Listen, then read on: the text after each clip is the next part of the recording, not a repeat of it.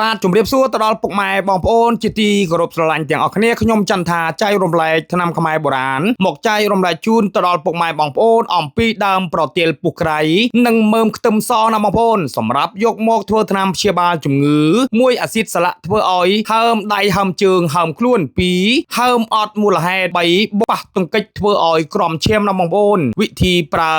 យកដើមប្រទាលពុះក្រៃចំនួន3ធាំង2មើមខ្ទឹមសចំនួន1មើមធំណាបងប្អូនអញ្ចឹងយកពីមុខនឹងទៅហាន់ឲ្យល្អិតបុកចូលគ្នាឲ្យមាត់យកទៅដាំជាមួយទឹកដាំឲ្យពុះហើយទុកឲ្យរីងនៅសល់ប៉ែកយកមកបិទចំកន្លែងដែលយើងហើមដែលយើងក្រំក្នុងនឹងចំនួន5ម៉ោងចាំ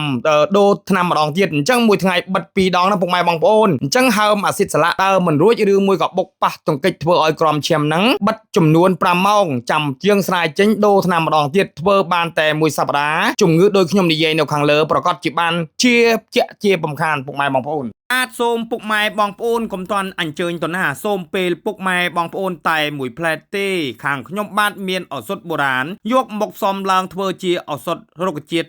36មុខជាងសម្រាប់យកមកធ្វើសូនជាក្របនឹងថាប្រយោជន៍ព្យាបាលជំងឺគ្រោះក្នុងតម្រងនោមគ្រោះក្នុងថ្លើមគ្រោះក្នុងប្រមាត់គ្រោះក្នុងថង់ប្រមាត់ពុកម៉ែបងប្អូនមានជំងឺដូចខ្ញុំរៀបរាប់នៅខាងលើឈប់បារម្ភទៅប្រើអស់តែមួយកំប៉ុងធានាថាបានផល100%តែម្ដងបើពុកម៉ែបងប្អូនចង់ជាវឱសថខាងខ្ញុំយកទៅប្រើប្រាស់សូមទំនាក់ទំនងឆាតចូលពេកឬក៏ទំនាក់ទំនងតាមរយៈលេខទូរស័ព្ទនៅលើកញ្ចក់ទូរស័ព្ទនេះតែម្ដងសូមអរគុណនិងជម្រាបលា